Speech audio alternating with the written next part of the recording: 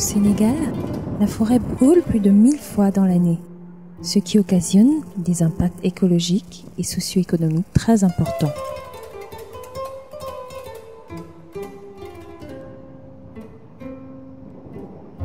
Pour bien prendre en compte l'ampleur du phénomène, nous avons suivi une équipe écologiste dans la zone de Tambacounda.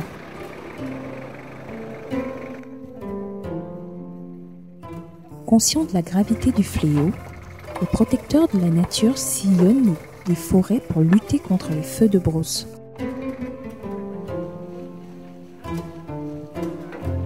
Avec le soutien des villageois, les jeunes écologistes affrontent le feu avec de maigres moyens, et cela malgré les conséquences qui peuvent en découler.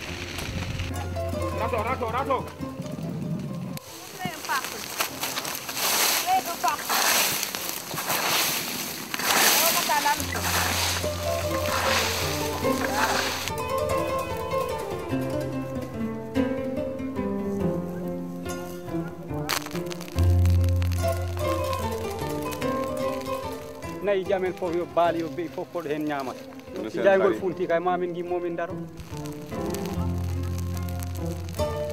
andi joni minen ɗo min calculi hay so en pewni ga wayri ga e suma en il faut to ne fof ko gotum ma suma tan ɗo ko ma suma tawi no en pewni ga sumata han en pewnanno ɗo tan kono ay joni jaygol iga il faut jehen to lawol to mbaɗen kaleyol kuufen ɗoni jaltiten gay waɗi cumu dabbunde law jaltine cumu mbawe nde ɗo bonat kono to o kam heddo kono lekkaji ɗum fof sumata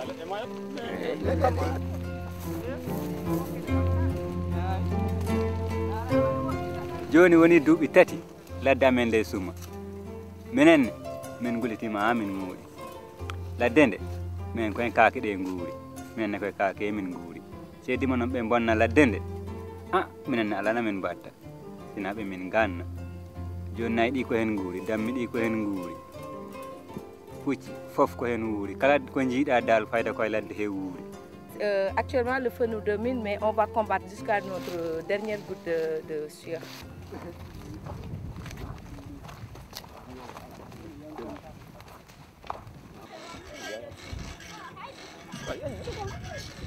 gis na nag yu mel nii ñoom ñooy taal àll bi parce que dañuy ñëw dem dagg bant yi dagg àll ba pare ñëw defar seeni këriñ duñu taxaw pour surveiller ko léegi nag bu feu bi débordé dem taal àll bi parce que amu fi kenn ku fi taxaw pour surveiller lii nga xam ne ni mooy di tey c'est charbon bi muy defar voilà des trucs comme ça daf fi war a jóg daf fi war a jeex fii au niveau du Sénégal.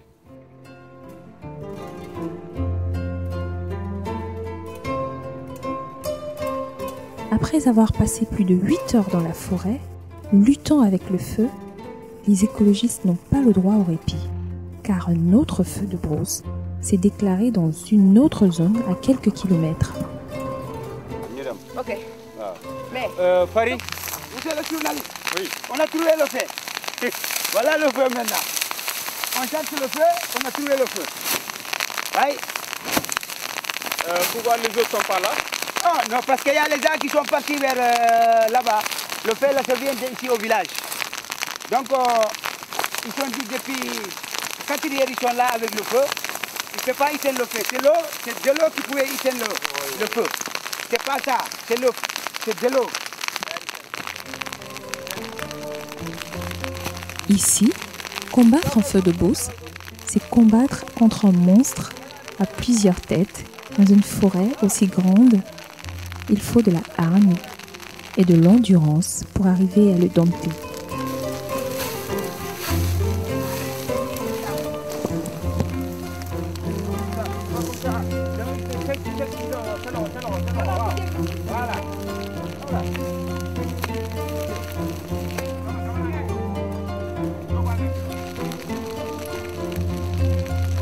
Unis comme un seul homme, l'équipe écologiste et les villageois passent des heures dans la forêt pour vaincre un feu dévastateur.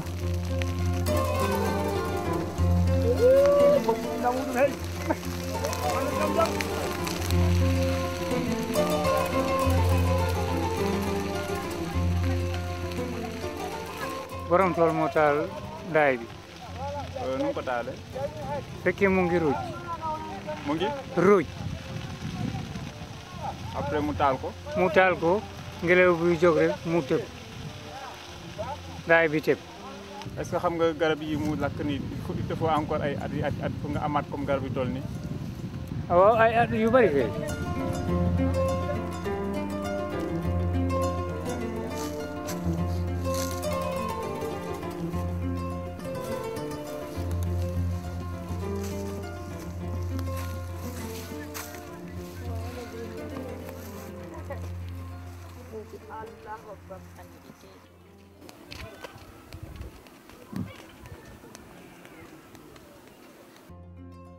Aujourd'hui, nous, ce plan d'aménagement, si vous êtes dans les forêts, nous sommes en train de prélever sans pour autant compromettre l'avenir de ces peuplements.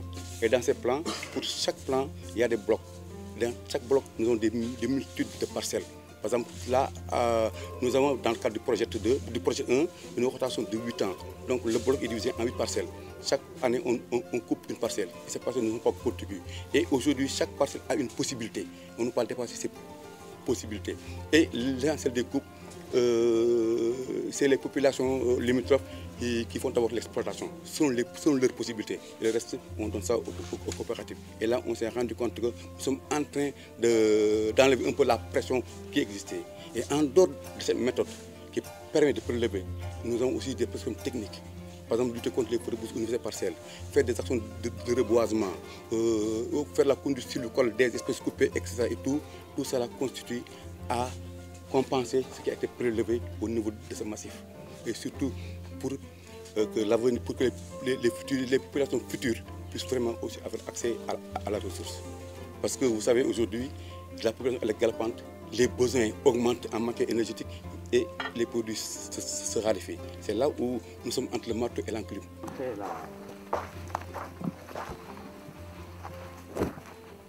Tout le monde doit s'impliquer, tout le monde doit se mettre à la tâche et surtout, tout le monde doit éviter de mettre le feu à la forêt parce que quand on met le feu à la forêt, on détruit les jeunes pousses. Vous voyez toutes ces jeunes pousses qui sont mortes. On détruit le bois. Donc tout ce bois qui se consume est une richesse pour notre pays. Et en même temps, on dégrade les terres cultivables. Donc les sols finissent par subir l'érosion des eaux de ruissellement, les eaux de pluie. Quand la pluie passe dessus, elle lessive le sol et la terre fertile, la terre qui est riche en éléments nutritifs pour l'agriculture, la terre qui est riche en éléments pour le bétail, tout ça disparaît avec le feu de brousse. Donc c'est une catastrophe.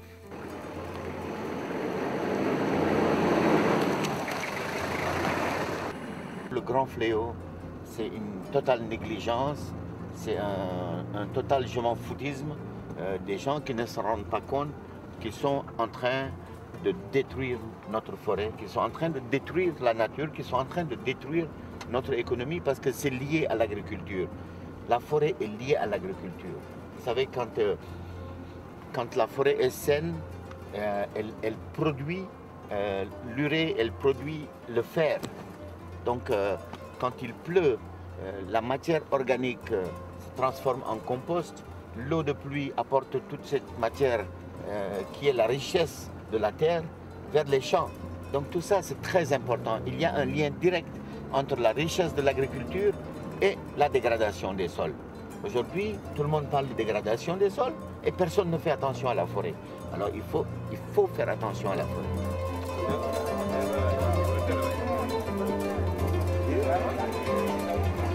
Gracias.